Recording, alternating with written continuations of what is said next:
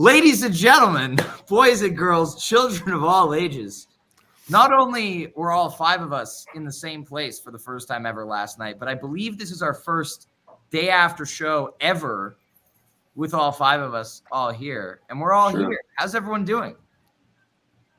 Sweet. Top notch. Yeah, I think we should go to D first here. I'm doing fantastic. We're all doing great. We're having a great day. Red Rocks was absolutely wonderful last night. We did the show together. It was absolutely lovely. We got the Colorado folk. Just everyone's here. It just feels good. Feeling good.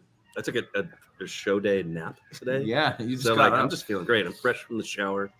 This is great. Yeah, shower was key. A nap might be in order after the pod. We'll see. Yeah. Well, no, the Wi-Fi did not check out in Hap's shower, unfortunately. So Neil is doing it from the living room here. This is also not only just the first day after show with all five of us here, but it's also the first day after show in front of a live studio audience. We've got Haps and Josh on the couch behind us. They might be eating Sammy's. We're not sure. But I hope they mock when it's appropriate and throw things when it's appropriate. If it's even called for. They've got last night's hot tea on in the background, so if you hear that, that's what's going on. There we go. But we're gonna get going. We've got some guests coming on today. One of them is not here just yet, but one of them is Miss Megan. Hi, Megan. Hey everyone, how are you? Hello, Megan. Oh, claps. Wow. Thanks, guys. I'm so excited to be here. Thanks for having me. This is a real honor, especially to be with all of you. This is amazing. Yeah, it's very exciting. This is the second episode of Always Almost Megan. We had one during Taboo's tour last fall. Oh, God, that was so fun. That was like so four much of us fun. and you. And so, welcome back to the shit show. Oh, God, I love being here. Thanks so much for having me. I'm still feel like I'm working my way up to earning being on this show, so hopefully I'll put in a good showing today. We'll see. All right. Fingers crossed. We did an HF pod during Taboos too, didn't we? That was so fun. We did like collabs, right? The whole thing. Yeah. Did we do them like? Yes. Yeah, that was super fun. Yeah, that was so much fun. We have a great show to talk about last night. Obviously, I think we all had so much fun last night. But let's go around. Everyone. Going into the show, Megan. Let's start with you. How are you feeling before the show tomorrow? You hadn't been at Red Rocks in a very long time. Yeah, I haven't been in Red Rocks in 27 years, which I know is crazy because I'm 28, but it's been a long time. And it was amazing. Vibes were super high. I actually went in with a college friend who was the last person I left Red Rocks with like 27 years ago. And we just were having so much fun telling stories about Red Rocks. And it was a beautiful day. I got off the plane, got my rental car. I was like, why don't I live here? It's so gorgeous here. I was like blasting music, driving down these beautiful Colorado roads. And I was just, vibes were high all day. And I went in and met Brian Brinkman for the first time. I hadn't met him yet, even though we've been potting together for 2 years. That was a special moment. And then I immediately was told by him that since I had early entry, I was in charge of holding down all of our spots, which you guys know Brian. So I was very, very strong. And I got the spots, I secured them, and all was good. We had the greatest crew up there. There was like 12 of us up there just raging the kind of dead center, like right above like Peter, like right above him. About like halfway up. So you have like the view, with Denver in the background, all the lights, the moon coming up. It was magical night. I had the best time and I cannot believe I get to do it again tonight. That's awesome. Isn't it crazy how little Red Rocks has changed in all those years too? I mean, the place just doesn't change. No, it's so true. It was exactly how I remembered it, except I was on a lot less acid. I was at those shows. There you go. I was at those shows with you all those years ago. No way. That's awesome. Little known fact is that, B was actually at the first ever shows at Red Rocks when it first opened. 1952. Yeah, exactly. Like all those years ago. And so it still hasn't changed. Yeah. Wow. Unlike Megan, I'm 157 years old. And it's the pickleball you have to thank for your spry appearance. Yes. Wow. I'm going to start taking up pickleball. the pickleball Jesus. Yeah. Speaking of pickleball, B, let's go to you next. Your show day yesterday. This is your first, because you don't leave the state of Colorado. This is your first show since Goose missed. So, what were you like yesterday? How are you feeling? I was feeling good. So yeah, came in Wednesday night. Ryan and I had some beers and a little bit of food. Got a good night's sleep. Hit the courts yesterday morning. That was good. Yep. Ran into some people I know, and but yeah, we got down there. I actually got in line just solo, and then I was going to meet up with a bunch of people later. But my good buddy Brian Treese on Nice, Twitter, that I think a lot of you guys know. He's one of my closest and oldest friends. So we were in line together, met a couple kids, Dan and Brandy from Salt Lake, who made a last minute decision after hitting the Salt Lake show. I think that was her first show and his like second, and they were immediately 100% sold. That's so awesome. Dude was just full of questions, you had answers. He had the encyclopedia. I had all the answers. Yeah. He was I next had to the my right answers. A Philly night 2 was the answer. That's always the answer. Always. So yeah, the time in line was, went by fairly quickly, and it was really fun. I had a lot of great chats. Ryan Legvold found me in line. Aspen Mike found me in line. So we had a great time. Got in and met the Storm family for the first time, which was amazing. And I couldn't even name you all the names of just Twitter folk and other people that we kind of saw immediately upon entry. So it's always so awesome to see everybody and get hugs and so just feeling great from the moment of coming in. I mean, just ready to go. So. Yeah. Amazing. Well, as you can all see, we are joined by our other very illustrious special guest today. Brian Brinkman's here. And we do have a great question from the chat from McGrupp. Who's covering Fish Tour? Yeah. That would be Jonathan. McGrupp, this is amazing advertising opportunities, cross-pod promotion here. We will be doing quick hits day after each Fish show. We don't know the time because we never know the time. We will be doing one tomorrow at some point. I have to listen to the show after tonight's Goose show, but we will be doing a quick hit throughout the entire Fish fall run. It's not a tour. Remember, 8 shows is not a tour. It is a run. We will be doing quick hits. We're very excited about that. Well, luckily, Fish Tour doesn't start until tonight, so we can talk about Goose. This is not a Fish podcast. As we like to say on the Fish podcast, this is not a Goose podcast. This is a Goose podcast. and just for everybody's information, all podcasts are derivative. So there you go. We just end up talking about the same content. It's true. Before Brian talks about his night, Brian, I've never seen you in just a t-shirt. This is like unbelievable. Who are you right now? Who are you? This is a lucky day for everyone. So I got 3 hours of sleep last night. I'm like seeing a show in my hometown, which means I get to. It's also a pickleball podcast. That's great. It is. I got to get up, help get my kids out of the house to school, and I got to take the dog. I got to take the car into the mechanic shop. Everything was okay, but the check engine light was on, and that's always a scary, scary moment. We're all good, and then I took the dogs to the open space park, and I came home, and I passed out, and I just woke up. This is like the least prepared that I've ever been to join a podcast, but we're here. We're doing it. Well, that puts you on par for AAT standards, so welcome. I was going to say this is the same level. This is like akin to Goose taking 50-minute set breaks. It works. Yeah. Right. Well, let's throw it over to you. Brian. This is your first Goose show since Goose missed as well.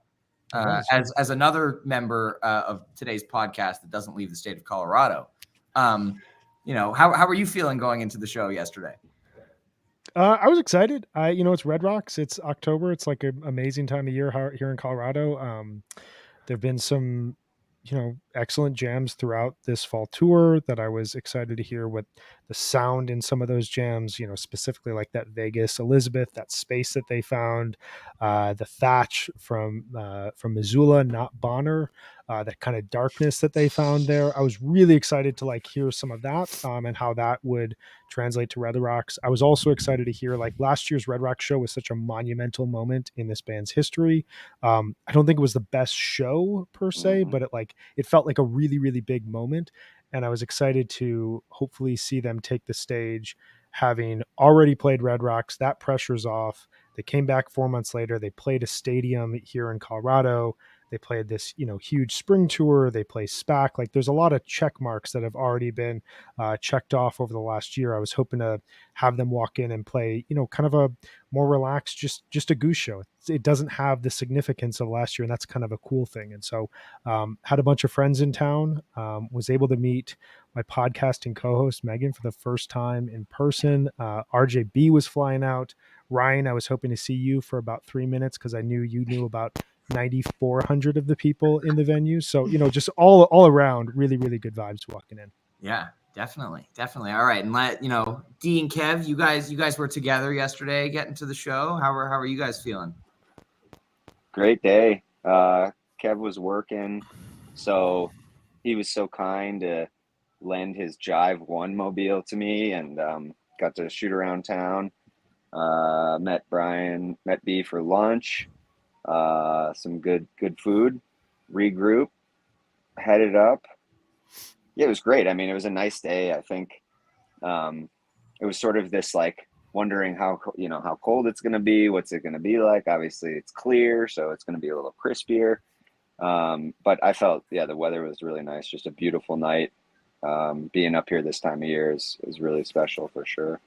And yeah, pretty easy. I mean, we walked up, what was it, Upper South, Kev? And it took a little longer. I mean, but as we were saying, we sort of had somewhere to go, so it worked out, not having to feel like we're rushed. And just so excited to see everybody. I think that was just sort of a lot of the anticipation of it all.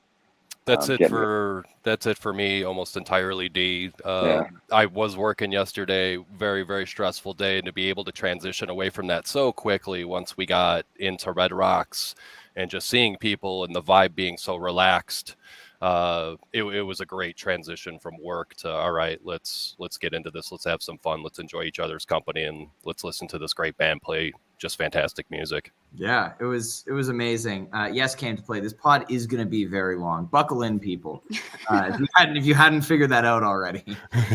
Neil and I had a great day yesterday. We're staying at the best Airbnb in existence, the Half House.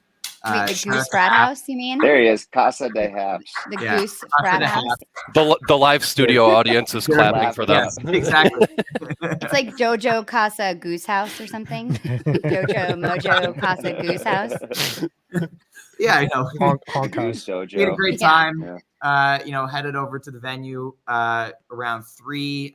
Got in line, hung out with some people. Just enjoyed the vibe. And then got in and saw you guys, which was amazing. Took some pictures, and really just we got ready for the show. It was awesome. I mean, it was amazing. The vibe was so high last night. I just there were an uncountable amount of people to talk to give hugs to. Brian and Megan, I didn't get a chance to meet you guys last night. Hopefully I get to see you tonight. But I mean, it was make that happen. Bursting with joy last night. Seeing these guys all together, haven't seen Kevin a couple of years. So, I mean, it was just amazing. It was almost overwhelming, the amount of how much I just wanted to go and see people and say hi. And I don't know, it was just a great show. Yeah. Because so many people I know and love were there. And it was just, it was awesome. Yeah. Well, let's dive into this show a little bit here. And I think rather than doing our usual kind of round robin format, I think we'll just kind of jump around. People can throw in where they want, so this pod isn't 3 hours long. No, but let's start with the first kind of segment of this first set here: Killing Moon, SOS, Atlas Dogs, Turbulence. Would anybody like to lead us off here? I just wanted to say about Killing Moon.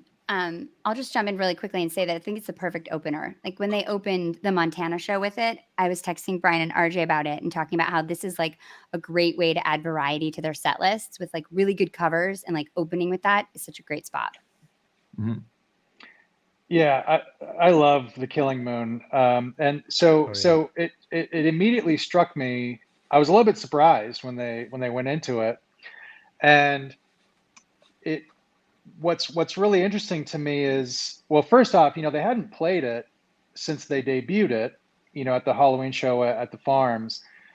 And now they've played it 3 times in 11 shows. And I'm not sure, I haven't checked the data. Maybe Ryan can, or Vickers. I don't know that they've played the same cover 3 times in 11 shows ever. Wow. Yeah. And so I thought that was really, really interesting. They all of a sudden love this song again. And it is such a great cover. I was super excited to see it. And yeah, I thought it, it's got some really great, big arena rock, almost kind of guitar riffs. Mm-hmm. And so, yeah, it was kind of a big indie rock, kind of kickoff to this show. And it kind of set the tone energy wise for that whole first set. I agree. I loved hearing Killing Moon last night. Not a song I've listened to a ton, Goose or otherwise, but yeah, been in rotation this tour, and that's a really good point about have they ever played a cover 3 times in 11 shows. That's an incredibly short gap, and an interesting cover to pick there. But it was definitely a cool way to start off the night. And like you could see it. Okay, you could see. I feel like and I said it last night. 3 times. It feels like they probably wanted it one more time, in prep for this. Obviously, knowing that they wanted to probably open the show with it. It seems like just getting it, sounding good. And I thought, it's a great opener. Very I love, that 80s Euro rock is incredible. It was proper fitting. Very the night just made it work, and then kind of just flowed through the rest of those opening 4 tracks. And SOS, you could kind of feel that Dawn, it was they're gonna split this up. And I thought the Atlas followed by Turbulence was a little interesting.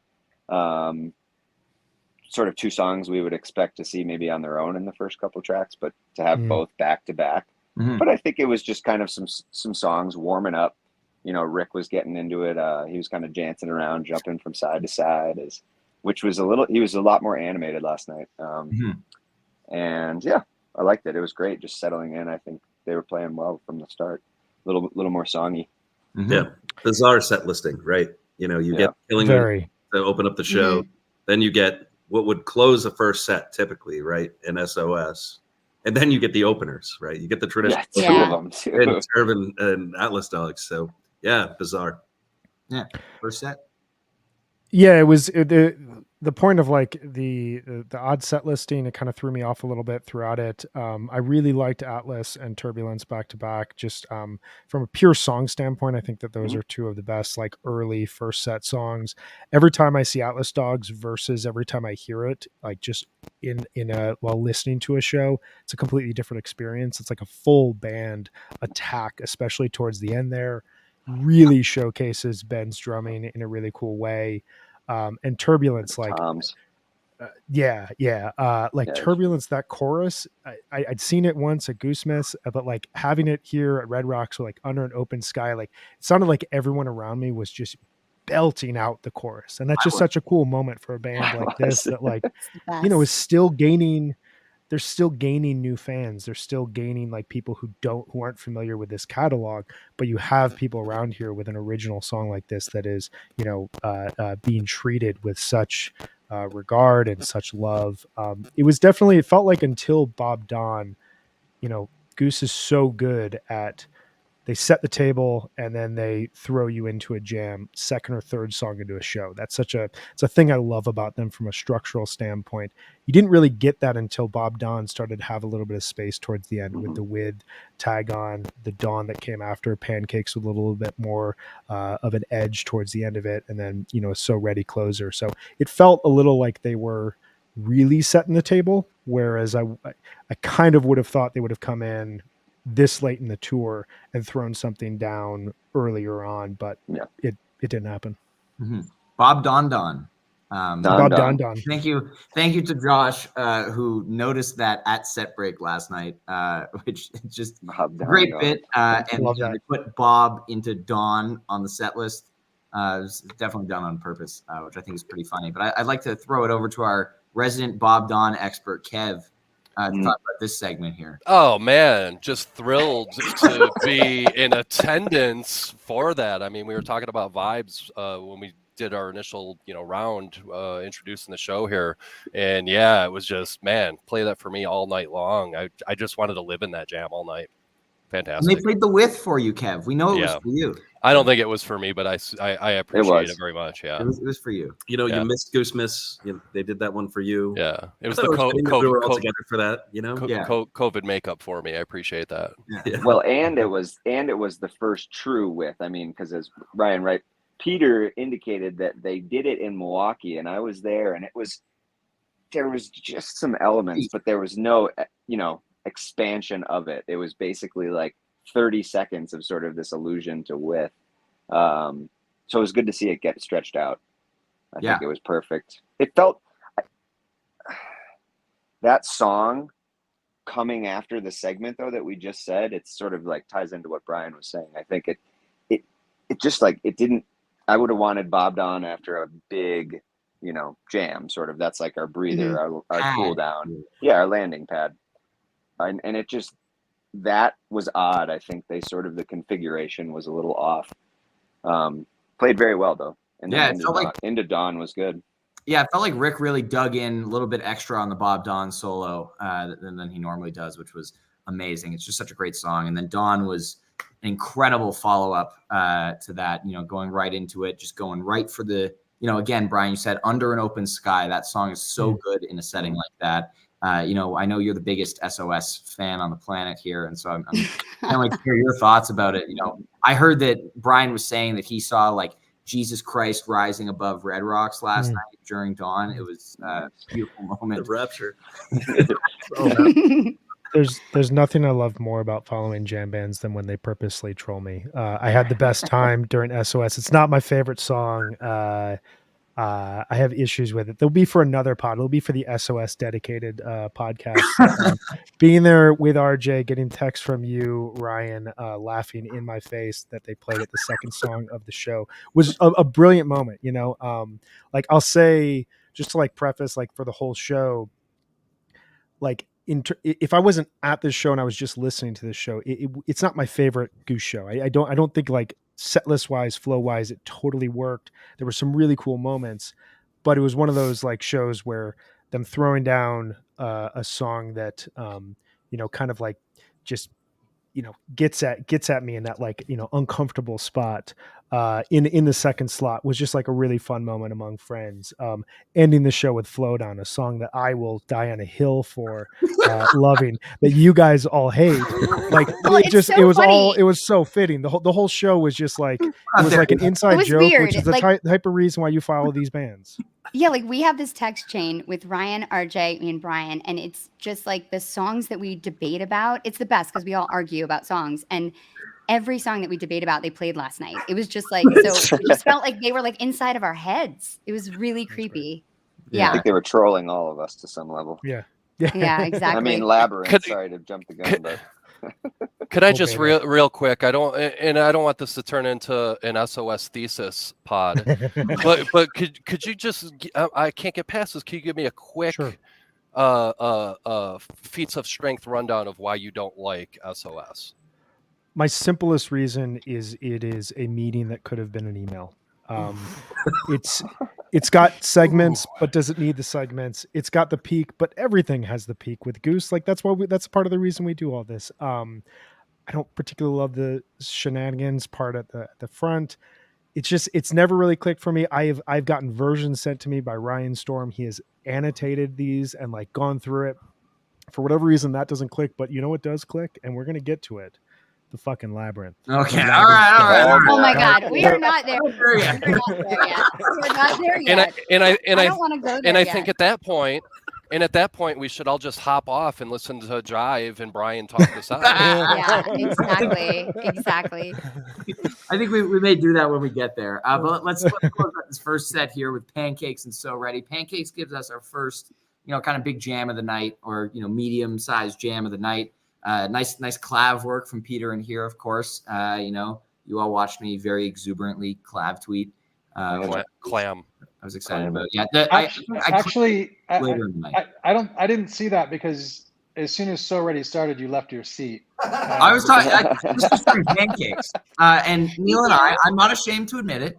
Neil and I went to the bathroom as soon as So Ready started. We met Kev over by the garbage cans. It was a beautiful moment. We're too slow, and if you have the sexiest song in the world with the sexiest lyrics, why would you play it fast? It just doesn't make. All right. Whoa. You men can have it Studio fast if you audience want doesn't like it. The women want likes it it slow. slow and Just sensual. FYI. Yeah. Oh, The men, yeah. the men can have it fast if you want it. It's fine. So this is what Why not both? RJ wanted us to read on the pod today. Thank you, Megan, for This is what he said to me during So Ready too, by the way. This is a hot take in the moment. Where is the mess? Oh, here we go.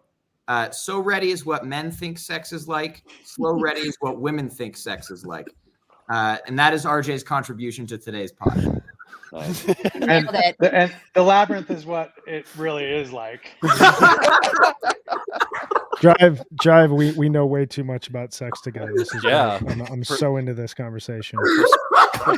Very There's layers prescriptive. Oh my God. I Composed. lots of Twists and segments turns. that go nowhere. God, I hope not. Very, very composed ahead of time.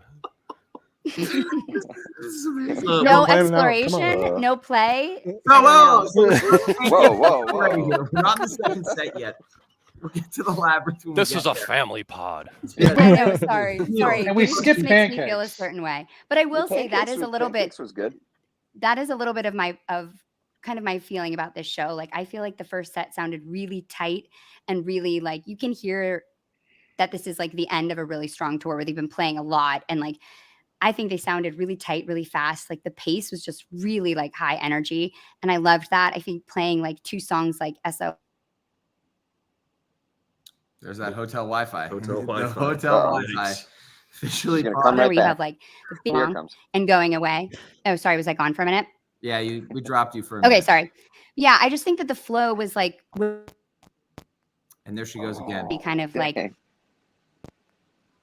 This is unfortunate. When I feel like Brian keeps Uh-oh, my phone, yeah. muting her every time she brings up SOS. That's what's really happening. did I cut out? Am I I just back? kept hitting the next Just track as button. you're about to Yeah. get to your main point, it cuts out. Crushing. So crushing.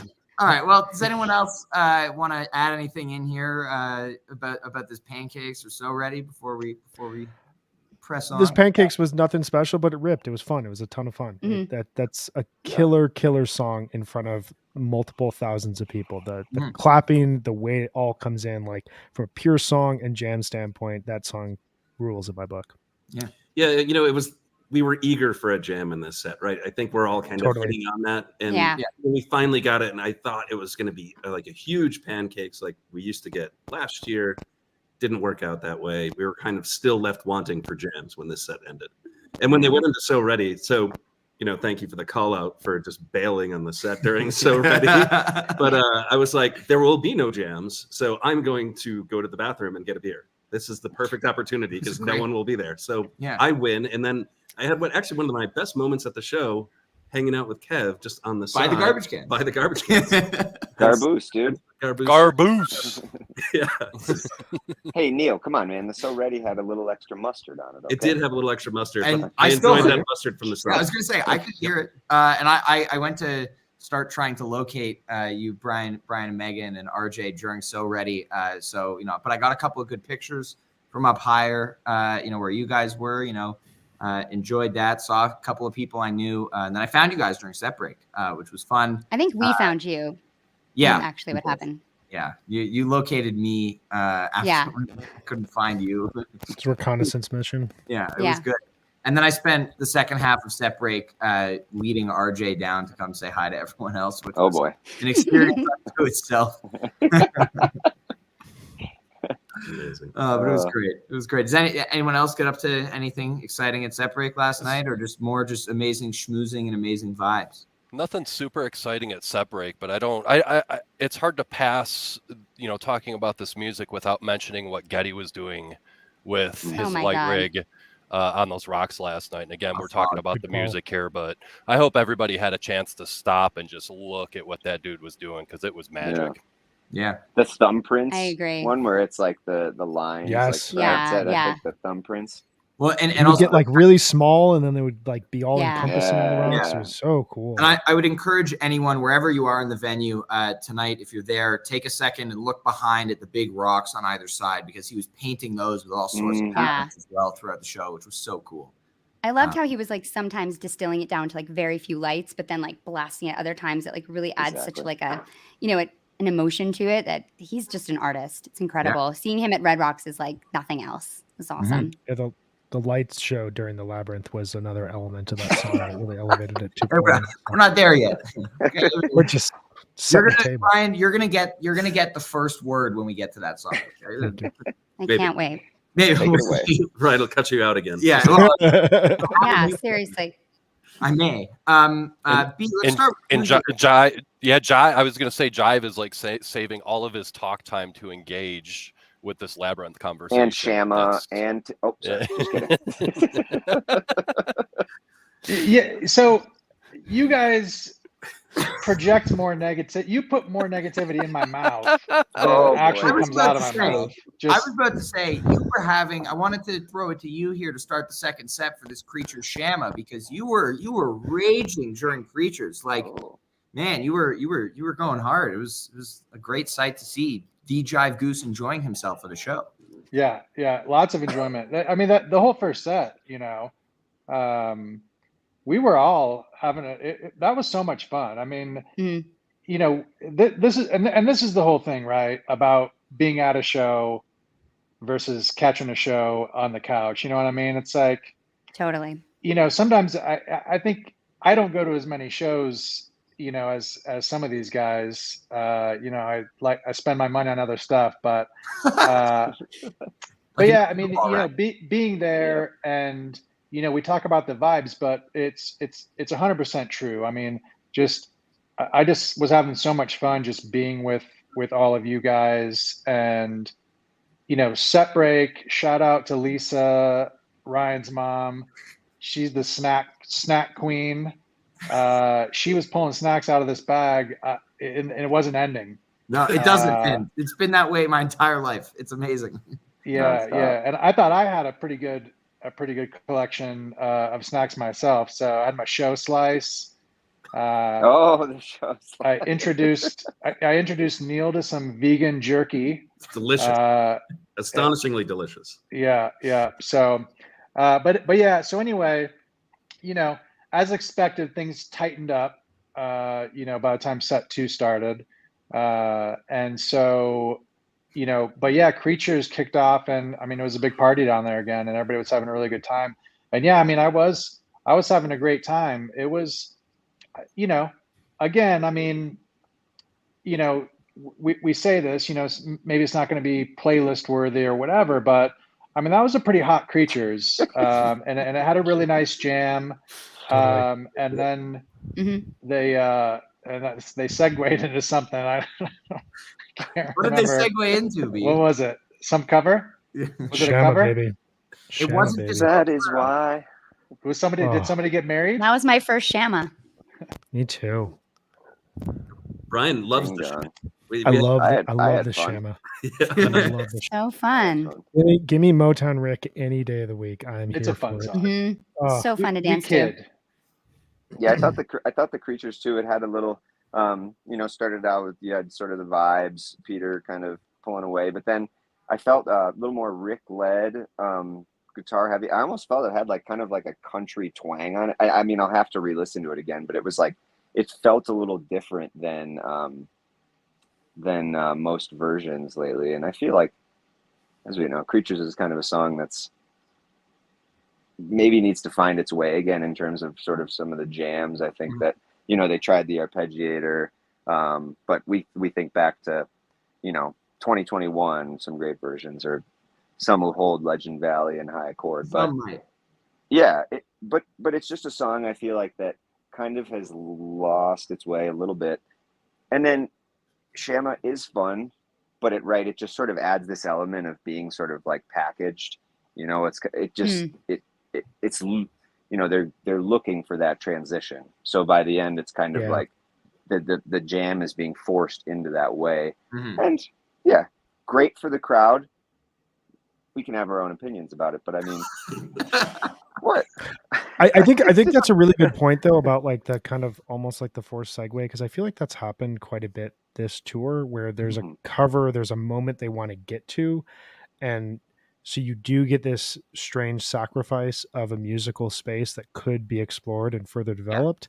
Like I'm two sides of this. Like genuinely, I love that cover. I've always loved hearing it. It was one of those things that, like, when I first started listening to this band, just being like, my God, these guys pull covers out of everywhere. And they just they know the sound that they work well with. I totally get if you've been to, 50 plus Goose shows at this point in time, you've heard it a bunch of times. It's just, whatever. I have a ton of Fish songs like that. So I'm of two minds of like towards the end of Creatures. I think someone was saying it here in the chat that like it really smoked and it really got into a cool area, and it sounded like there was a transition to another jam space that would have been slightly unique for Creatures, and instead we get a cover. So like in the moment, you're really happy. On the other side of it, like what's the unknown musical space we could have heard last night? That's just like, that's the weird magic of all of this. And Brian, you sort of alluded to it earlier, like the band's still like continuing to grow their fan base.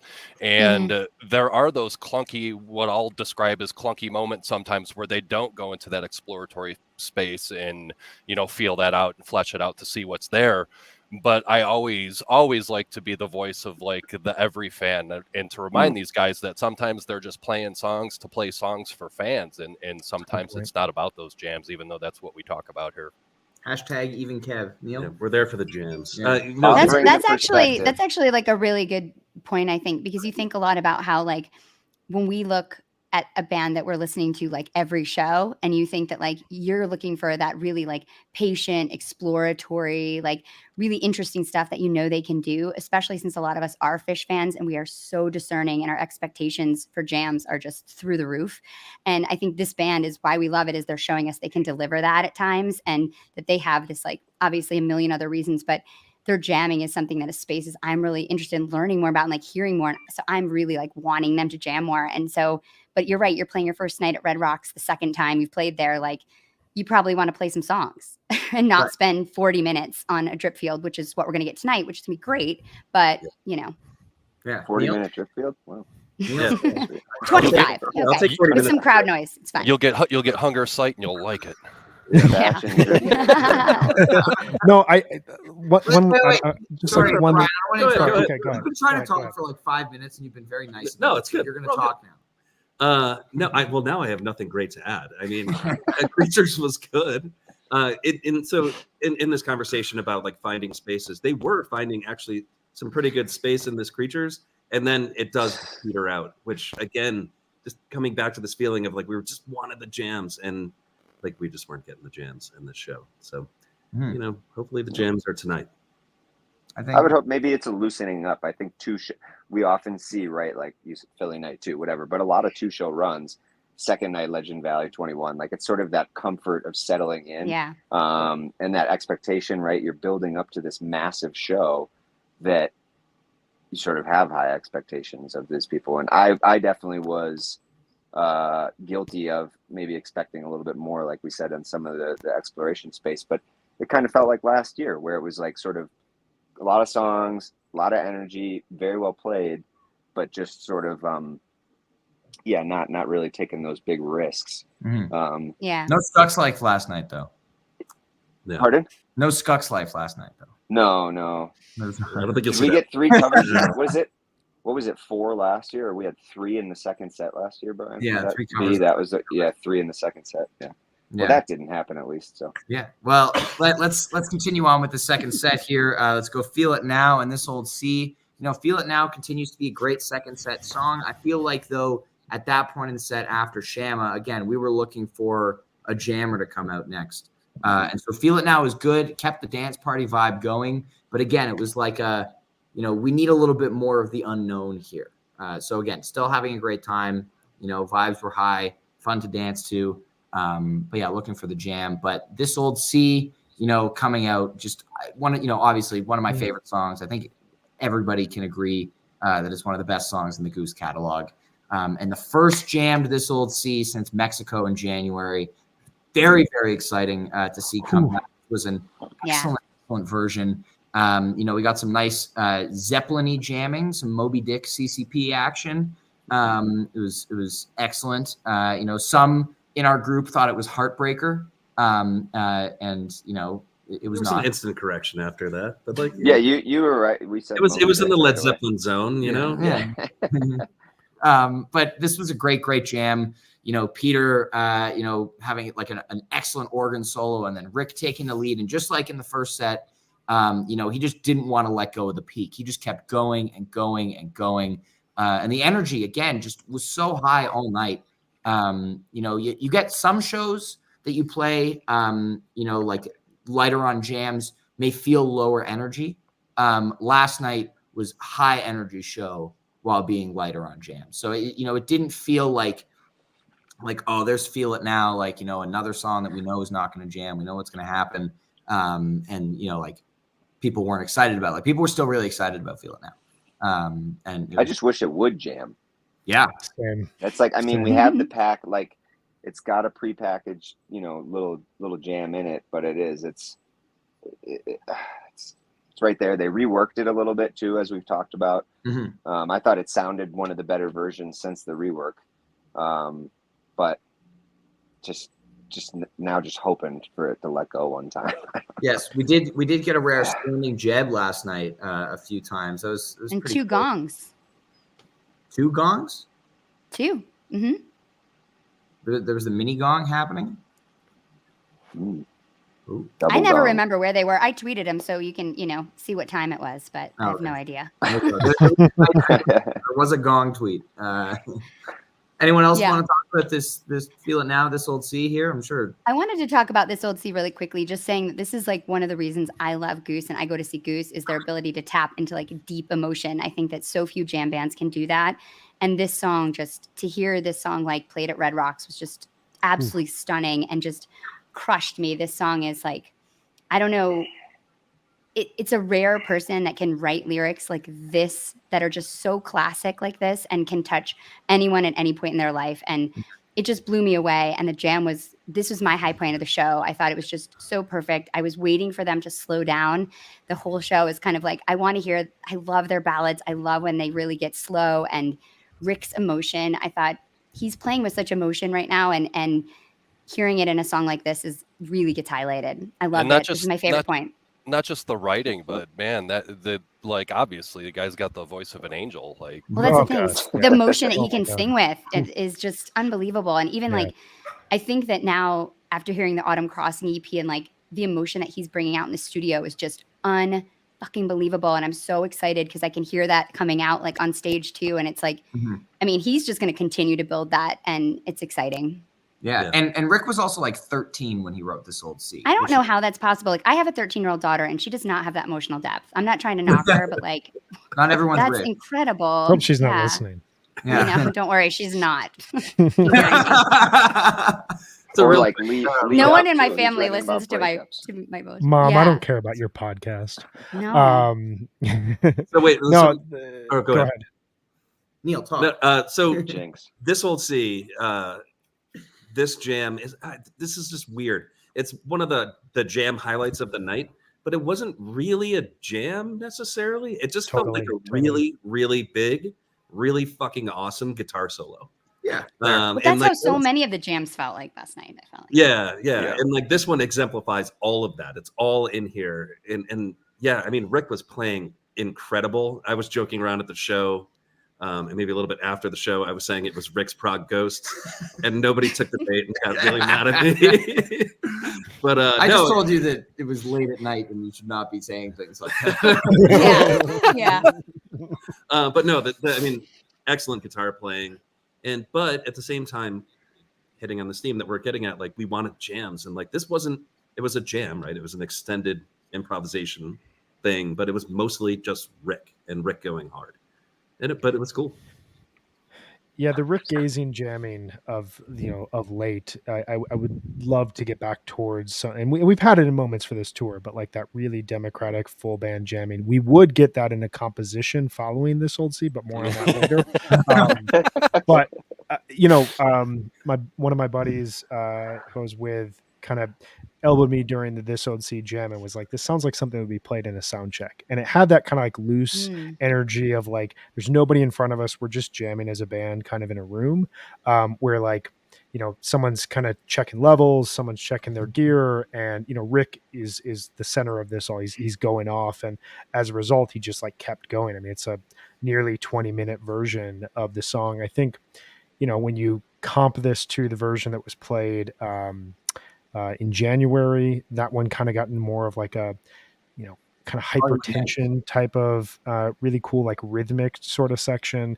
A lot of the ones from 2021 and 2022 were full band jamming more than anything. And to your point, Megan, like I love that Goose can jam out ballads. That's something that like, speaking of, the Fish comps, like that's something that for whatever reason, Fish just avoids like the plague. They refuse to jam out ballads, even the ones that have really cool space and really cool opportunities for jamming. Goose leans into that. And that's a really cool thing where you get this emotion and you get the full songwriting, but then you get the jam off of it. It was just great to see like this song get that treatment again, even if, to your point, Neil, I'm in full agreement. It wasn't like a full jam that I'm going to go back to and try to like analyze and try to figure out what's going on here. Mm-hmm. So, Brian, I was going to kind of touch on something similar. Just the juxtaposition of this beautiful, beautiful song, and then you fast forward 10 or 15 minutes, and Rick's just shredding, and it's a locomotive at that point. And so it's really crazy. And we literally had the guy behind us last night, I think 2 different times. Is this still This Old Sea? Yeah. I love that. That's the best. Yeah. But it goes to 2 completely different spaces. And yeah, I mean, I love the song. I've always loved the song from the first time I heard it. I think it is truly one of the most gorgeous ballads that they do, and they can bring it down so soft, and they're very delicate with it, and also in a big spot like that, it's really cool to see them approach something with such kind of softness, and then have this explosive jam afterwards. So yeah, definitely probably for me, I think easily the highlight of set 2. Definitely. Yeah. Not Brian's highlight of set 2. Can we talk real quick about the 2.5 Men vibe that's going on? 2.5 Oh man, that is so good. I have to say, I joined 3.5 before Men, just so I could actually like hear this banter. They were hilarious. It was like a sitcom over there. we're having a good time here at the Habs house. Yeah. But we've Continental now. breakfast. Who else you hiding back there, man? What? Who else you hiding back there? So I'm gonna give a quick shout out for all my criers out there, because This Old Sea got me last night. That's right. And shout out to all my criers. I'm one of them. It took me down last night. Fucking Jesse. It's that combo of like Yeah, everything and then the last line when you realize Yeah, I you gotta go know. through all this. But like every time you hear that live, you're like, fuck. Yep. I know. I feel like Goose has so many moments that I like clutch my chest at lyrics. And, I don't really do that when I go to Fish shows. You know what I mean? Like, I just have these moments that I just like feel like I get hit in the heart, like in a way that's just really intense. And I love it. Mm-hmm. Well, I was going to say, we've now reached the point in the show that I think everybody has been waiting Here for. it comes. And so what we're going to do here, Not me. we're going to put this back. And, Brian, please defend your position here. Yeah. I'm going to grab a beer and listen. Yeah. I'll keep it really, really simple. It is a fascinating composition. Yes, you're absolutely right, Ryan. It does not have that expected conclusion that one would want at the end of a jam band composition. But I would argue not all compositions need that expected big D major peak that you get out of certain other compositions that Goose has written. It's weird. It gets into musical spaces that you never really hear from them. It's interconnected in a way that makes sense, but also kind of challenges you. I will say the funniest part about this song being played, especially in the placement, and I will argue this was pretty poor placement for a song like this, like deep in a fourth quarter of a show. I don't know if this is exactly where I would have placed it, but as the song would quiet down, people would just like start clapping as the song was over, and then it would begin again, and that was really comical. I don't know, man. It like taps into a love I have for bands like Genesis. That I'm not saying this reaches that level by any means, so don't come at me. But it taps into a compositional side that is not typically seen with this band.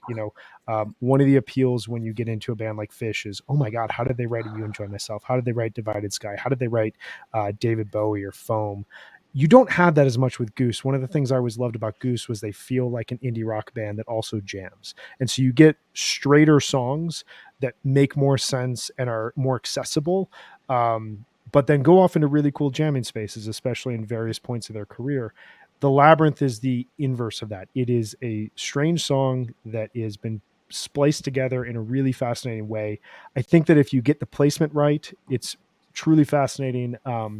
To me, and just to get back to like the last thing I'll say, this compared with SOS to me has very Drift While You're Sleeping vibes. The Labyrinth has very petrichor vibes. I don't want to hear petrichor in every show, but when I hear petrichor, like it really, really fascinates. I don't think it touches Time Turns Elastic, but that's another conversation. Yeah. All just right, in the vibe and the ability to kind of like suck energy out of the room. But I will say, as like a devil's advocate, I didn't think it was. I think it kind of killed the vibe last night. But I will say, I like that they're taking risks. Mine were too, but I felt like it just. I don't know. I think a band taking a risk, like playing a song like that at Red Rocks, I think should be applauded and is the kind of thing we want to see them doing, because that's risk taking and we want to support risk taking. So I am going to say I didn't love it in the fourth quarter. I didn't love the song. It just didn't have like a narrative arc for me. I didn't get it. I didn't understand like the through line at all, but I had a lot of fun laughing with RJ during it. And I fully support the band doing whatever the hell they want, because I think that actually makes for better shows. So if they want to play it, do it, guys. But it's not my thing. And tea is not like a drink that's known for like resuscitating you. It's more of like a calming drink, but it really like woke me up last night. It like brought us all back to life. And I was really excited for that hot tea. It was super fun. Definitely brought B back to life. I'll say that. Hold on a second. Please. Because we got to get the other Brian. You can't keep doing this to me. Let me.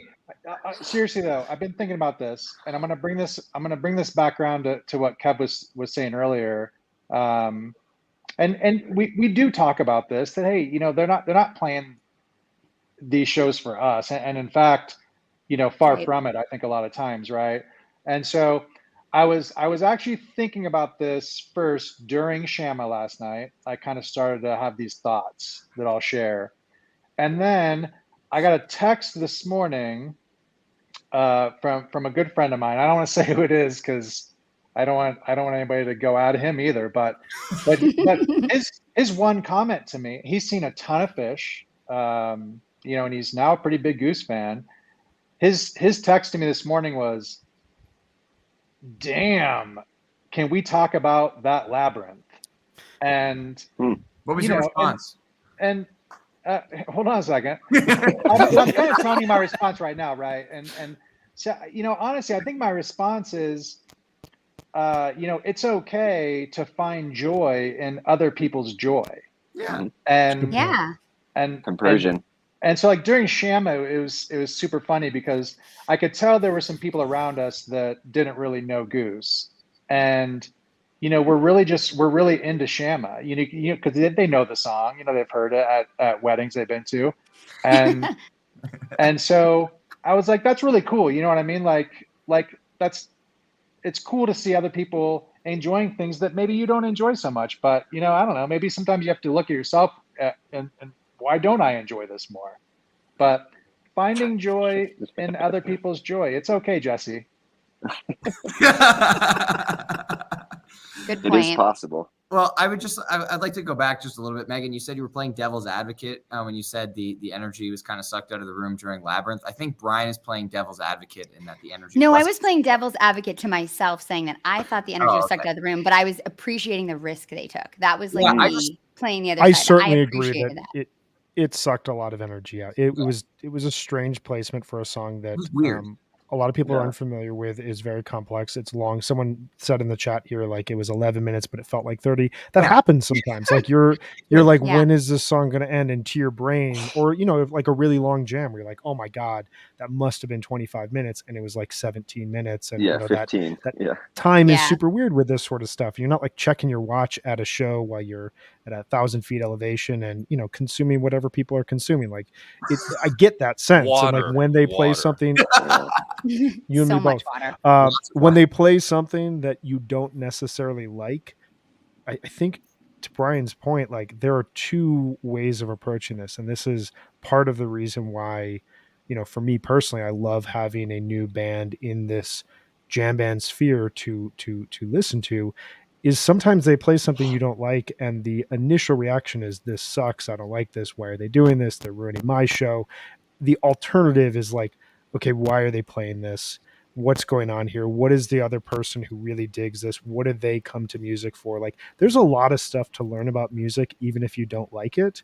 And I think a song like The Labyrinth, even though it appeals to someone like myself, like there's a reason that those guys are playing it, and it may be tapping into something, subconscious for them musically, or something that we're not going to hear for 4 or 5 years from a musical standpoint. I don't know. I'm rambling a bit, but like that sensation of like something happens, you don't like it. You have a couple choices at a show. And I think to Brian's point, like trying to figure out why they're doing something, trying to accept other people's joy, even if it's not your thing, is a cool part of all of this. Cause it's all like, we have no idea what they're going to play tonight. They could play something we all love. They could play something 6 of the people on this screen love, and one person absolutely hates. And we're like, what is wrong with you? Like that's the vibe of this whole thing.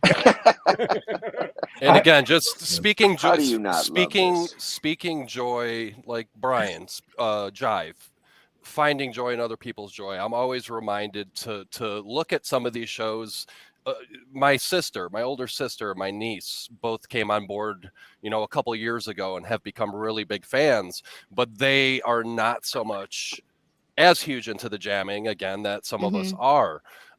And so to that point, like there'll be songs that Goose plays that I'm not necessarily a big fan of, and I'll get texts from, the group chat from my sister and my niece, and they're like, holy shit, that was so, whatever song it is was so cool. I enjoyed it so much. It was Rum. And For sure. And I didn't want to name names here, but again, just finding joy in other people enjoying something that you could pass over, but it's making somebody that you care about very happy. So there's a lot to be said for that. So speaking of enjoying shit, can we talk about Peter on the keys last night in Hot Tea? And the scatting. He was loving life. Oh my goodness. That Hot Tea was unexpected. I actually thought the show was going to end in this Hot Tea. Yeah, same. I was like, oh, this is an encore. We thought it was 11 o'clock curfew. Yeah, we thought it was 11. This is over, this is all we're going to get. And like Rick running off the stage is really weird. He went to the bathroom. Did he puke though? What are people saying? He said something into the talkback mic. Trevor cracked up. Peter gave him a thumbs up, and then he dipped. And so when you gotta go, you gotta go. Yeah, crushing one too many Modelo's at Separate. Yeah, he's hydrating, Yeah. Something like that. Tricky. But no, was for there, real. Was there any conversation about this puke thing though? Did he puke? No. Lucas okay. was going off of no evidence. Naming names. Okay. Well, that's fair. He just doxed them. Whatever. Neil, you were mid-sentence. Well, no, I was just talking about how this hot tea was really, really good. Yeah. And when Rick ran off the stage, I thought, this is truly bizarre. Like, I don't know what the hell is going on. The wheels are falling off the wagon. The show's going to end any minute now, and Rick has just run off the stage. But like, it was like Peter's moment to shine. He said something, and Rick said something into the talkback mic. Then Peter, like, head down, still playing keyboards, like big thumbs up, like this, and then just absolutely ripped, and then hit everything. Hit the clav. He hit the organ. Yeah. He was on the vintage vibe. It's so fun. And man, it was just like a really amazing Peter moment where he just kind of, we were just talking all this whole entire podcast about how Rick is at the center stage and he's like leading a lot of these jams. Then Peter just had a big moment, and I thought that was pretty awesome. Yeah. And it was like the best dance party funk moment of the whole show. So crushed it. Yeah, they needed to bring the energy way up after that. The labyrinth. Yeah. Yeah. It was I so claimed fun. during that. Yeah. When to be fair, when Rick came back, I mean, he was shredding. Yes. Yeah. Absolutely. Yeah. I think he felt relief, and and then he let loose. That was great. Right. I will never forget the moment that Rick started Hot Tea, and I turned to look at you, Brian, and the look on your face. It was a truly beautiful moment. So joy. I wish I had a picture. Pure joy. Locked eyes. Yeah. It was a beautiful moment. But yeah, this was a Hot Tea. Great way to close the set. And I think at this point you're feeling like, all right, like, we talked a lot about talking about the Flagstaff show, how they were kind of setting up Red Rocks in terms of set lists. Last night felt like it was setting up tonight again, getting stuff out of the way.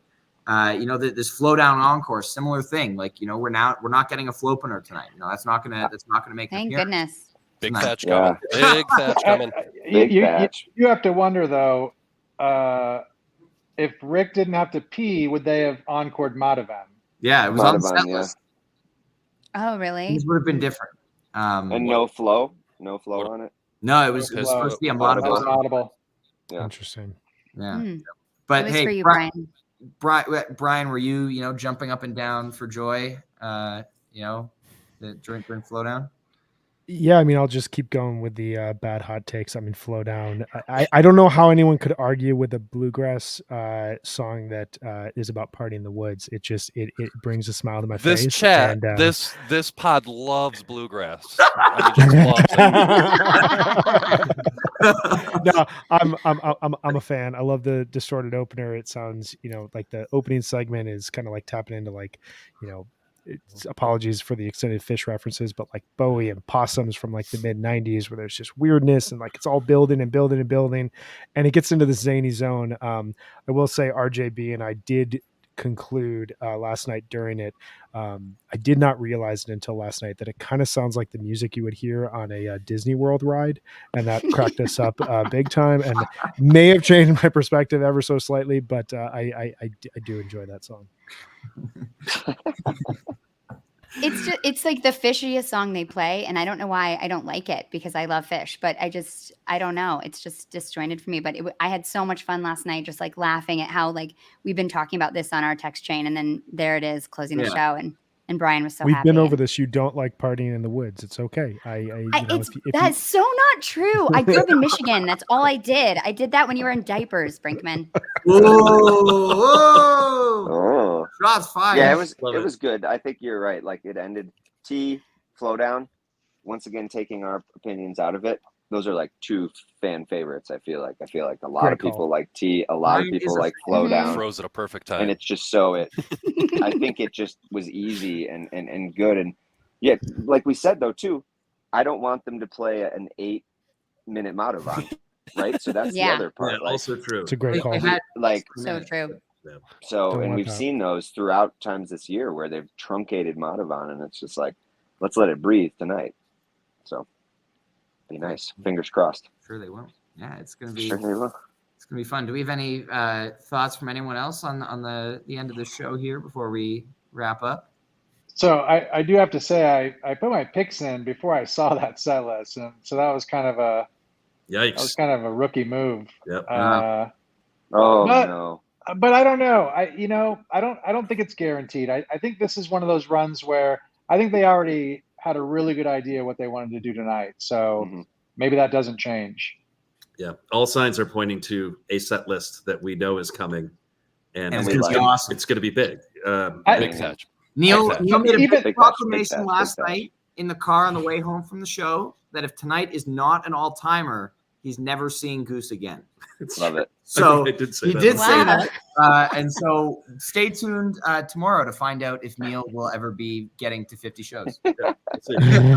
Hey, can I ask one question before we break here? Yes. So similar to the Goosemas run, we have this small college campus show tomorrow night up in Fort Collins, which had, if I recall correctly, it had the debut of Mr. Action. It had Cross-Eyed and Painless, which is fairly rare. I believe there were a few other rare moments. I don't have the set list in front of me, but the Goosemas shows felt like these big blowout 6,000 people in the venue here. Let's play some special underrated, overlooked type of stuff here at the Fox show. How do you think that the Colorado State show is impacting the set list here for tonight's show? If you were like predicting, I thought they might play Thatch twice last night and tomorrow. Just Mm. like, Spacing out. thought the Matavon was going to be saved for the CSU show. And it could Me be. too. Yeah, it seemed like they were lining that up perfectly. When they played the Fast All I Need the other day, it seemed like they were lining up All I Need for either tonight or tomorrow night. Tomorrow. So I Tonight. mean, there's big Tonight. bangers coming, all the bangers. Yeah, listen, Um, tonight Yeah. is Cubs night for the 8-point It Burns Within. Mysterious. So- oh yeah. That's why I think tonight's actually, from a just talking about fantasy for a minute, I actually think tonight's not quite. I think Dripfield and Thatch, I think everybody's going to have that somewhere in their 8 and 7, one way or the other. But after that, it actually is a little bit tricky because there are a lot of big bangers on the table, and you start looking at those, and you start looking at what was played last year at Red Rocks, and and are they going to shy away from any of the? I mean, I don't know. I think this is such a big venue for them that I think they are going to repeat things like Arcadia and Hunger Site, maybe Redbird, hopefully not Empress, but yeah, all I Need. And Mysterious on the table. There's a lot, yeah. Neil, I just real quick, Neil, I don't know if you were on the same wavelength as me, but Rick, I'm pretty sure, kind of hooked in with the Hare Krishna folks during his time up in Fort Collins. So I kind of was linking that, with Madhavan being played there, but I don't know. We'll see. Cool. I was a little bit surprised to see it on the list last night. Mm-hmm. D and I were talking Sanskrit yesterday. Yeah, We haven't Sanskrit. heard, Indian yeah, River Sanskrit. Yeah, I haven't heard that one in a minute. Yeah, Oh man, Coach be skirting. Skirt. All right. Well, we have a question from the chat here. Came to play. Let's go around. Everybody say one song that you most want to hear tonight before we wrap up. Thank you for this wonderful suggestion. We can, just because one person says a song doesn't mean you can't. Yes, we are still on Habs. Thank you for asking. We're still going. I mean, Moby, obviously. I want to hear Moby on the rocks. I mean, who doesn't want to hear Dripfield? I mean, like it's the Yeah, number one. yeah. Everybody's expecting it. We didn't get it last year. Yep. Should be big. Yeah. Don't Yeah. mention last Dramatic. year not playing Dripfield in front of Brian. He might have flashbacks. Yeah. Megan, what about Yeah. you? My dad's coming tonight, and it's his second Goose show, and he's a huge Dripfield guy. So I want him to get a big Nice. monster Dripfield, and I also really want to hear Arcadia. It's like the first song that hooked me to Goose, and I haven't heard. I want to hear a big one like that. Brian? Brinkman? As I'm contractually obligated to do, I have two choices here: one original, one cover. The original, obviously, Dripfield. They've played it so masterfully this year, and just want to hear what that sounds like in that setting. The song that hooked me on Goose was their cover of Inside Out, and I want to hear that. Mm-hmm. Yes, please. We all love I that. think it's been played Yeah. too recently, but RJB sent me the Albany 2019 fall 2019 show. I think it's like 10/18 or something, and I saw it on the set list, didn't think anything of it, listened to the first set and was like, holy shit, they're covering this song. If this band covers this song, I'm listening to more. And that was like the moment where I jumped in. So I would kill to hear that. That's also how Neil found Goose. So Yeah, It's true. It's true. Yeah, spooning. big spoon guy. Love Yeah. it. Big Spoon guy. B, Big spoon what do you want to hear tonight? He will also be Little Spoon if you ask him nicely. You say B or D? B. Okay, cool. I mean, so yeah, I hate to just repeat, but it's got to be drip field. But I'm also right there with Megan. I mean, I kind of do want to see a big Arcadia. I think something to rival Mission Ballroom Arcadia has been due for a while. Yeah. And I mean, yeah. why not? Why not at Red Rocks? I mean, I'd love to see it. Yeah, definitely. D. Yeah, Arcadia is another one that needs a big jam. I agree. I think it's just got to be. Dripfield will be great, but I'm excited to see Thatch. I think that'll just be monstrous. Obviously, just the builds. I mean, the way they played it in Montana, if they can even come close in a space like that, it's just should be pretty magnificent, triumphant.